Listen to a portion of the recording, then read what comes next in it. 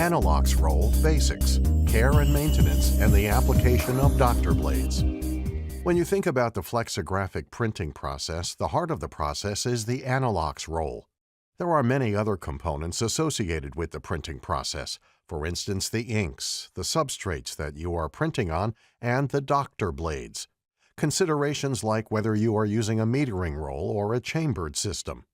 But it all comes down to the control of an ink film being delivered to the surface of a printing plate and then delivered to the substrate, and that is controlled and all starts with the Anilok's roll. But before an Anilok's roll can ever get into your facility, it has to arrive in good condition. In order to ensure that you are protecting your business from potential hidden damage or freight damage associated with the transport of that roll from one of our facilities, it is always critical to inspect the plate upon delivery. These pictures show gross examples of how crates have been received by our customers. However, any damage to the crate can result in hidden damage to the roll, so it is critical that the roll is inspected. We advise that if there is any issue or any sign of an issue with the crate, it should be signed for as potential hidden damage, which gives you an ability to then go back for a claim against the freight company. So once you have received the Anilok's roll, our recommendation is to be very careful as to how that roll is handled, as it is taken to press, installed in the press, or put into storage. You want to keep that roll covered with the materials that it came with from our factory. We wrap these rolls very carefully, and we want to ensure that that wrapping remains on. If you are moving that roll with a crane or a lifting device, you want to make sure that you measure it to the center of the roll and that you use the nylon choke strap in the center of the roll.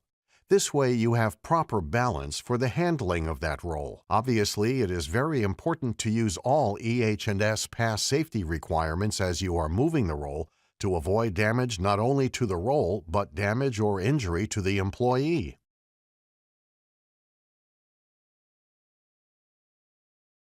Each Anilok's roll that you will receive comes with very specific identification: the serial number, the specifications of the roll, cell type, cell shape, line count, and BCM.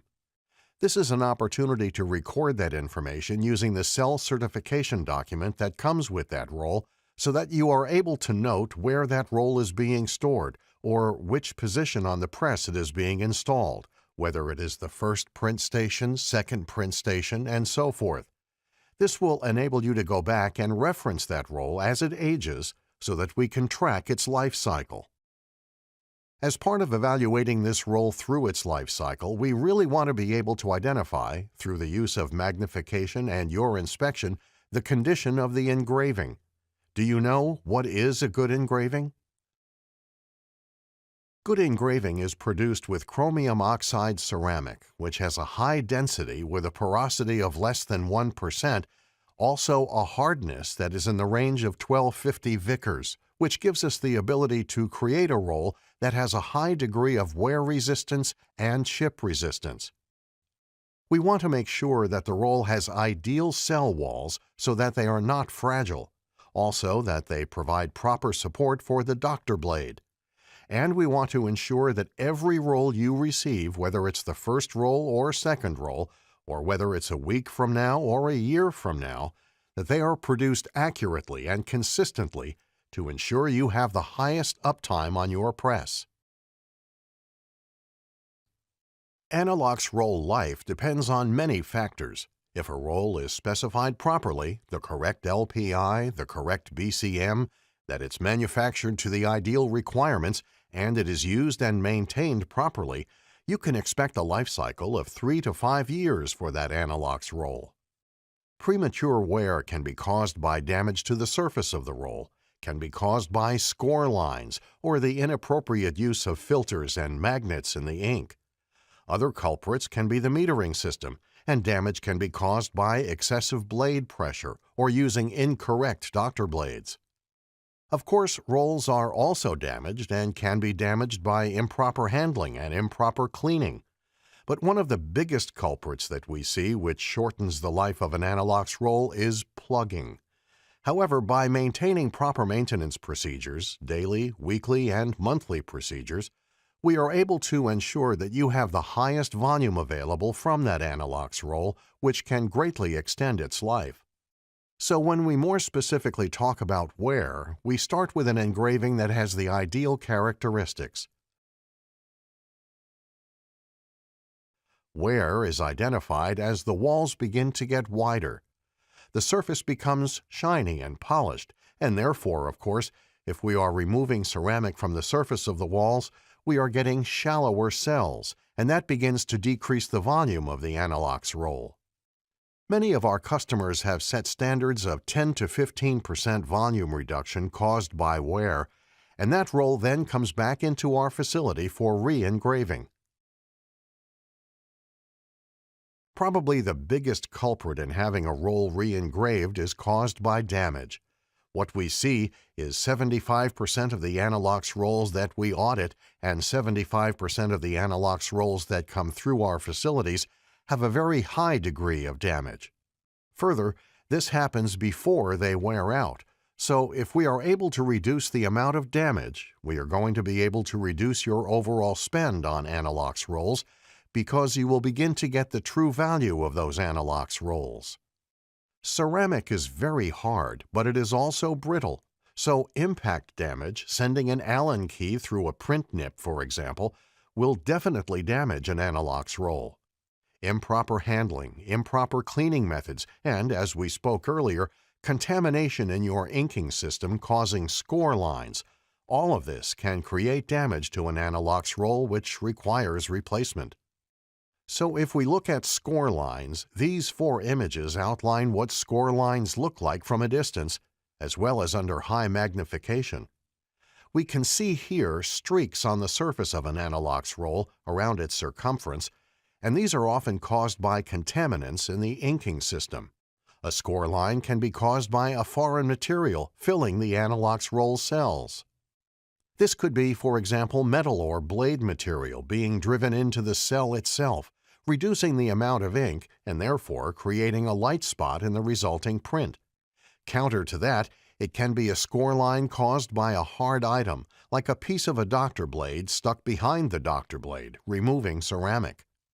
In that case, you are going to get a dark line in the print.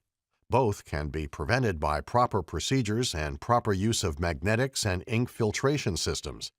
It is important to use filters in the ink system and use the recommended blade pressure to ensure that you are using the tip of the blade rather than beginning to bend the blade and use the side of the blade. Ink plugging represents another form of avoidable damage. When we talk about the transfer efficiency of an anilok's roll, we are transferring from the anilok's to the printing plate roughly 50% of the ink that is in the cells. The balance of that ink remains in the cells, and it is replenished by the inking system as it rotates before it comes into contact with the printing plate again. This ink then remains in the cells. It can be that the cell is not created correctly, and it's a deep cell, or in situations where the ink system isn't being maintained, or if you are not using proper cleaning techniques upon color changes, and at the end of a print run, that ink then solidifies in the bottom of the cell. This then builds up over time and reduces the anilok's roll's efficiency in carrying the correct level of ink. What we always want to see happening is that a roll is produced to the ideal depth to opening ratios.